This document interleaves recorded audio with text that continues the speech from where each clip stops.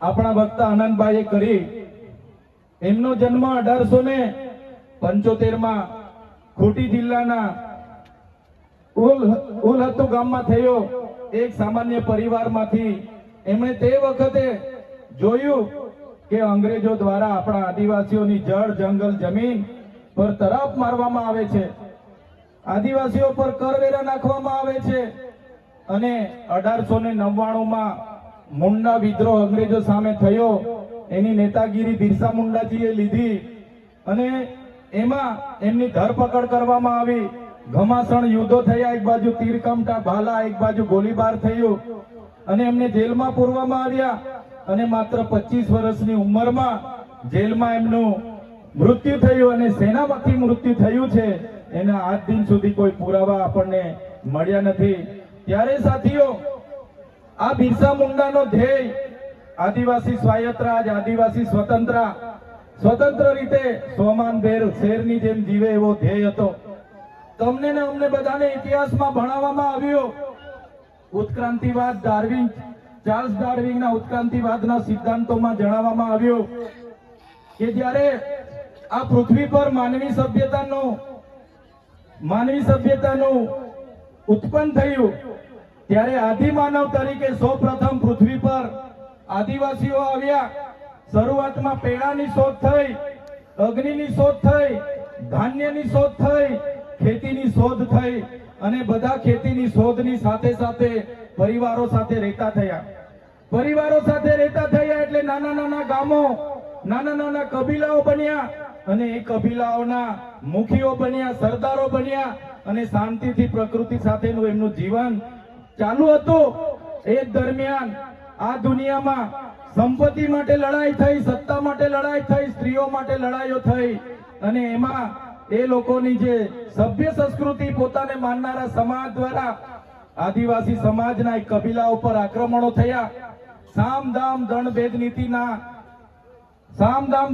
નીતિ અંતર્ગત જ્યારે આપણો આદિવાસી સમાજના એ લોકો સરેન્ડર નહીં થયા તો યુદ્ધો કરીને આપણા કબીલાઓ છીનવાઈ ગયા અને આપણું શોષણ થયું, ઘર્ષણ થયું, જળ જંગલ જમીનો છીનવાઈ. અને તમે જોયું હશે આપણા દેશ પર બહારથી મુગલો આવ્યા, ડચો આવ્યા, હુણો આવ્યા, અંગ્રેજો આવ્યા, પોર્ટુગીઝો આવ્યા, ફ્રેન્ચો આવ્યા અને આ અંગ્રેજોએ પણ 200 વર્ષ આપણા દેશ પર રાજ કર્યું. એ ઇતિહાસથી લઈને આજ દિન સુધી આદિવાસીઓનું માત્ર ને માત્ર શોષણ થતું આવ્યું છે. ત્યારે આદિવાસીએ આઝાદીની લડતમાં પણ તમે જોયું હશે, તમે બિરસા મુંડાનો ઇતિહાસ વાંચો, તમે ગુરુ ગોવિંદનો ઇતિહાસ વાંચો, ટાટિયા મામા ખાદ્ય નાયકનો ઇતિહાસ વાંચો, તમે માનગઢ ધામમાં થયેલો હત્યાકાંડનો ઇતિહાસ વાંચો, તમે દડવાડામાં પાલ દડવામાં થયેલો હત્યાકાંડનો ઇતિહાસ વાંચો, તો આ ઇતિહાસમાં આદિવાસીઓએ અંગ્રેજોને હંપાવ્યા. પણ કૂટનીતિ કરીને અંગ્રેજોએ આપણા લોકોને નરસંહાર કરી અને આપણા વિસ્તારમાં આપણા ક્રાંતિકારી લોકોને શહીદી વહોરવી પડી. દેશના આઝાદીમાં આપણું આટલું મોટું યોગદાન હતું. દેશ આઝાદ થયો, દેશમાં લોકશાહી આવી, લોકશાહીમાં દેશમાં બંધારણ બન્યું અને બંધારણની કલમમાં 244 13 આપણા વિસ્તારને 5મી અનુસૂચિ તરીકે જાહેર કરવામાં આવ્યો. એ જ પ્રકારે દેશના આસામ હોય, સિક્કિમ હોય, મિઝોરમ હોય, નાગાલેન્ડ હોય, મેઘાલય હોય, તમામ રાજ્યોને અનુસૂચિ 6 અંતર્ગત સમાવેશ કરવામાં આવ્યો. ત્યારે અનુસૂચિ 6 ત્યાં લાગુ કરવામાં આવી અને ગુજરાતમાં આજ દિન સુધી અનુસૂચિ 5 લાગુ કરવામાં નથી આવી. અને આ સત્તામાં બેઠેલા લોકો અનુસૂચિ 5 લાગુ હોવા છતાં પોતાનો સત્તાનો દુરુપયોગ કરીને આદિવાસીઓની જમીનો છીનવી રહ્યા છે, આદિવાસીઓના ખનિજો છીનવી રહ્યા છે, કુદરતી સંપાદનો છીનવી રહ્યા છે. રોડના નામે, ડેમના નામે, આ વિસ્તારમાં કોરિડોરના નામે, જીએમડીસીના નામે, હાઇડ્રો પાવરના નામે, જીઆઈડીસીઓના નામે, સરકારી આવાસોના નામે, સ્ટેચ્યુના નામે આજે આદિવાસીઓને એમની જમીનો છીનવાઈ રહી છે. આજે આખા દેશમાં 80 લાખ આદિવાસીઓ વિસ્થાપિત થયા છે. એ આ સરકારો દ્વારા કરેલી દેન છે સાથીઓ. આજે ગુજરાતમાં, આજે દેશમાં 8% આદિવાસીઓ છે. 2011 ની વસ્તી ગણતરી પ્રમાણે 11 કરોડથી પણ વધારે દેશમાં આદિવાસીઓ છે. આજે ગુજરાતમાં 15% આદિવાસીઓ છે. 1,25,00,000 આદિવાસીઓ ગુજરાતમાં છે. 29 જાતિઓ ગુજરાતમાં આદિવાસીઓની છે. આજે તમે મને બતાવો કયા ક્ષેત્રમાં આદિવાસીઓ 15% છે? બતાવો મને. તમે સચિવાલયમાં જશો, આદિવાસીઓનું લિસ્ટ તમે માંગજો. તમે હાઈકોર્ટના જજની યાદી જોઈ લેજો. તમે ઇન્ડસ્ટ્રીયલના આપણા આદિવાસીઓને કેટલા લાભો મળ્યા છે જોજો. તમે રિયલ એસ્ટેટમાં આપણા આદિવાસીઓની સંખ્યા જોજો.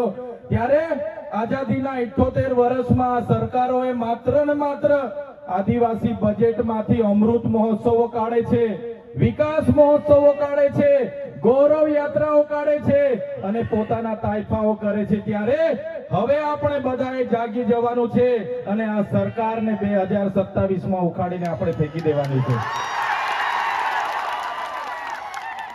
સાથીઓ, અમે 4 વર્ષ પહેલા જનનાયક બિરસા મુંડાજીની પ્રતિમા ડેડિયાપાડામાં સ્થાપના કરતા હતા અને એમના વિચારોને ઉજાગર કરવા માટે, એમના વિચારોમાંથી આવનારી પેઢી પ્રેરણા લે માટે અમે ત્યાં પ્રતિમા સ્થાપિત કરતા હતા.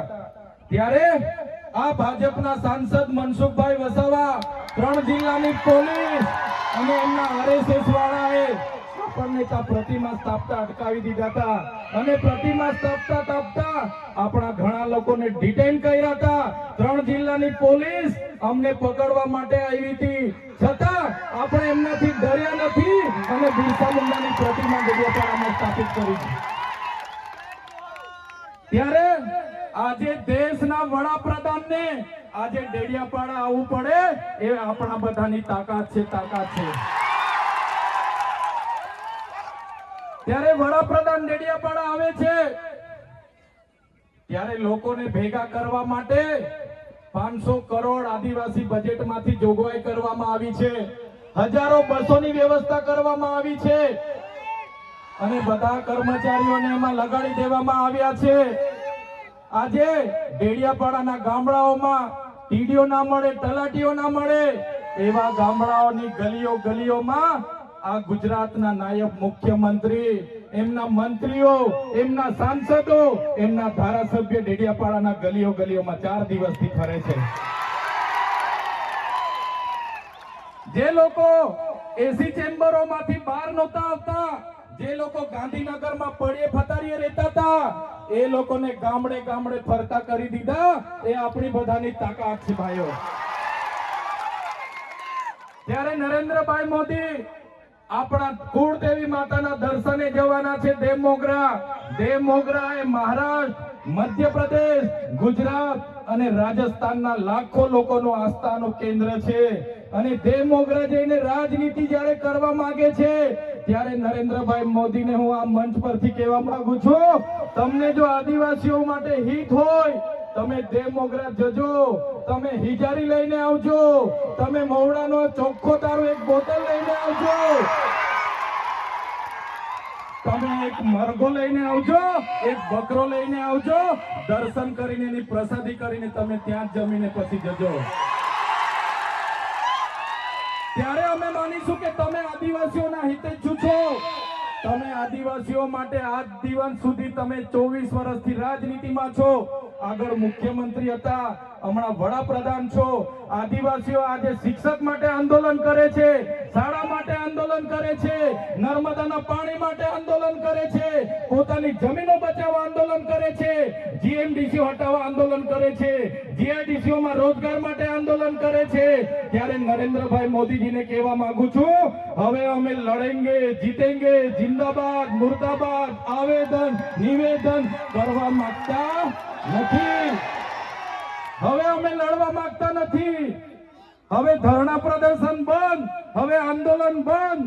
જો અમારી 5મી અનુસૂચિ, જો અમારા પૈસા જો અમારી અનામત, જો અમારી 73 એની જમીનોને આવનાર દિવસોમાં જીએમડીસી ના નામે માગશો, માલસામોટ પ્રોજેક્ટના નામે માગશો, હાઇડ્રો પ્રોજેક્ટના નામે માગશો, અણુ મથકના નામે માગશો, તો અમે આંદોલન નથી કરવાના, અમે નેપાળવાળી કરવા માટે ગાંધીનગર આવવાના છે. અમે નેપાળવાળી કરવા માટે ગાંધીનગર આવીશું. તે દિવસે તમારો ને અમારો સામનો થશે તે દિવસે ખબર પડશે ઓરિજિનલ આદિવાસીઓ કોણ છે તે. ત્યારે કેટલાક મીડિયા વાળા મિત્રોએ મને પૂછ્યું, તમારા ડેડિયાપાડામાં નરેન્દ્રભાઈ મોદી આવે છે, તમારું બધું પૂરું થઈ જાય. ત્યારે મેં મીડિયા વાળાને મિત્રોને કીધું, નરેન્દ્રભાઈ મોદી આવીને જાય પછી એમના મિત્ર ડોનાલ્ડ ટ્રમ્પને પણ લઈ આવજો, અમારા લોકોને ક્યાંય ફેર પડવાનો નથી. હવે અમારા લોકો જાગી ગયા છે, અધિકારોની વાત કરીએ છીએ. સંવિધાન અધિકારો અમને આપો, સામાજિક અધિકારો આપો. અમને જે મળેલી અમારા અધિકારોની વાત અમે કરીએ છીએ ત્યારે અમને ખબર પડી ગઈ કે આદિવાસી સમાજ હવે જાગૃત થયો છે. ત્યારે બિરસા મુંડાના રથ જ્યારે લઈને ફર્યા, એમના મંત્રી તંત્રી મારું નામ લઈને મને ગાળ બોલે કે પેલો ચૈતર વસાવો અહીંયા આવે છે, આમ કરે છે, તેમ કરે છે, ફલાણું કરે છે, ઢીકણું કરે છે. એ મંત્રીઓને પણ કહેવા માંગુ છું, એ પ્રદેશ પ્રમુખને પણ કહેવા માંગુ છું, ચૈતર વસાવાને ગાળ બોલવાથી અમારા આદિવાસીઓનું ઉત્થાન નથી થવાનું. તમે આદિવાસીનું ઉત્થાનની વાત કરો. મને ગાળ બોલવાથી અમારા લોકોનો જો વિકાસ થઈ જવાનો હોય તો હું દરરોજ તમારી ઓફિસે તમારી ગાળ ખાવા માટે પણ તૈયાર છું. સાથીઓ, અમે આનંદભાઈ સાથે વિધાનસભામાં લડીએ, રોડ પર લડીએ, સદન પર લડીએ અને આદિવાસીઓની ન્યાયની વાત કરીએ, અધિકારની વાત કરીએ. આ લોકોને ગમતું નથી. આનંદભાઈ પર અનેક કેસ થાય, મારા પર અનેક કેસ થાય, અમને જેલોમાં નાખવામાં આવે, પણ અમે આ સરકારની જેલોથી અમે ડરવા વાળા લોકો નથી, અમે લડવા વાળા લોકો છે. સાથીઓ, આ મંચ પરથી કહેવા માંગીએ છીએ, આ ચૈતર વસાવાને, અનંત વસાવાને જ્યારે સમાજની જરૂર પડશે અમે આ ધડ ધરવા માટે પણ તમારી સાથે તૈયાર છે. આ ધડ ધરવા માટે પણ અમે સમાજ માટે તૈયાર છે. એક ગુજરાતના મુખ્યમંત્રી ભૂપેન્દ્રભાઈ પટેલ, એક ગુજરાતના ઉપમુખ્યમંત્રી હર્ષભાઈ સંઘવીની પોલીસમાં પાણી નથી કે આ ચૈતર વસાવા અનંત પટેલને અરેસ્ટ કરી શકે. ત્યારે સાથીઓ, જાગવાની જરૂર છે.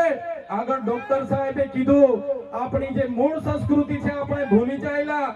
આપણો નંદરિયો દેવ, આપણો ગામનો હિમારિયો દેવ, આપણો વાઘદેવ, ગોવાળદેવ, આપણો કાળિયો ભૂત, આપણે ધરતી માતાને પૂજનારા, આપણે નદી નાળાને પૂજનારા, આપણે ચંદ્ર અને સૂર્યને પૂજનારા, આપણે પ્રકૃતિના પૂજક તરીકે છે. ત્યારે જન્મ મરણની વિધિ, લગ્નની વિધિ આપણે ભૂલી ચાલ્યા છે.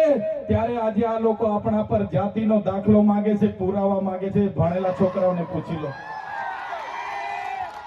સાથીઓ, જે આપણી રીત પરંપરાઓ છે, આપણો જે પહેરવેશ છે, આપણા પૂર્વજો આઝાદી પહેલા ઓળખી કાઢતા હતા. ગોરા અંગ્રેજો આવ્યા, એમના પહેરવેશ, એમની બોલી પરથી આપણા પૂર્વજો જાણી ગયા કે આપણા દુશ્મન છે.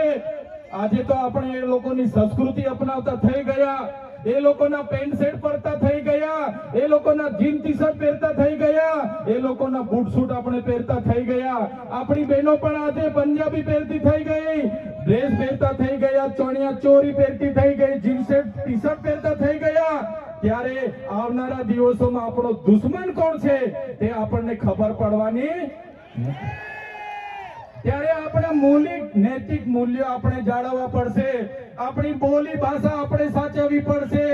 આપણો પહેરવેશ, આપણી સંસ્કૃતિ, આપણા વારસામાં મળેલી આપણી પરંપરાઓ, રીત રિવાજો આપણે સાચવવા પડશે. સાથીઓ, આપણા વિસ્તારમાં વૈશ્વિકરણના નામે જમીનો છીનવાય છે, ઔદ્યોગિકરણના નામે જીઆઈડીસીઓ આવી, એમાં જમીનો છીનવાઈ ગઈ. અને તમે જોઈ લો, આજે ધર્માંતરણના નામે આદિવાસીઓને ભોળવામાં આવે છે. આજે શિક્ષણના નામે ધર્મના પ્રચારો થાય છે. ત્યારે મારા આદિવાસી સાથીઓને કહેવા માંગુ છું, જે દિવસે આપણે આજે આદિવાસી તરીકે મટી જઈશું તે દિવસે આપણું અનામત પણ આપણને મળવાનું નથી. તે દિવસે આપણે જમીનો પણ બચાવી નથી શકવાના. સંવિધાને આપેલી જળ, જંગલ, જમીન પરના અધિકારો પણ નથી બચાવી શકવાના. ત્યારે આ લોકોને આપણે કહેવાનું છે કે આપણે હવે ઓરિજિનલ આદિવાસીની રીત રિવાજમાં, પહેરવેશમાં, આવા કાર્યક્રમમાં આપણા હજારો સાથે, વાજિત્રો સાથે ઉપસ્થિત થયેલા છે. ત્યારે મારા તમામ વડીલો, તમામ યુવાનો, માતા બહેનોને વિનંતી છે કે આ કાર્યક્રમ એ સમાજનો કાર્યક્રમ છે અને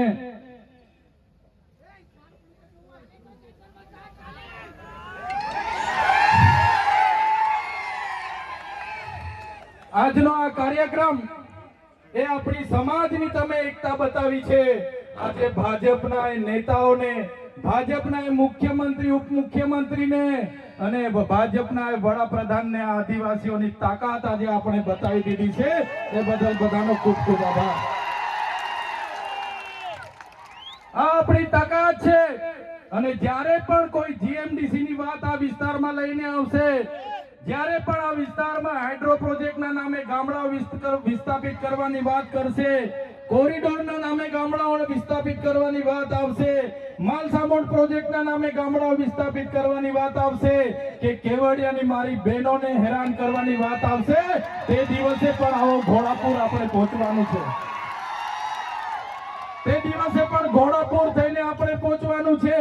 ત્યારે મારા સાથીઓ, મારા વડીલો, મારા યુવાનો, બાળકો, સૌ તમે પોતાના વિસ્તારમાંથી પોતાના રોટલા ખાઈને, પોતાના ભાડે થઈને તમે અહીંયા પહોંચેલા છો. ત્યારે આ તમારો ભાવ, આ તમારા અમારા પ્રત્યેનો પ્રેમ, આ તમારો સહકાર અમારી તાકાત છે. આજે અનંતભાઈ અને હું જ્યારે આવડી મોટી સરકાર સામે લડતા હોય, આ સરકાર પર પોલીસ છે, આર્મી છે, એમના કલેક્ટર છે, એમના એસપી છે, એમની કોર્ટો છે, એમનું તંત્ર છે, યંત્ર છે, મંત્ર છે, પણ અમારી સાથે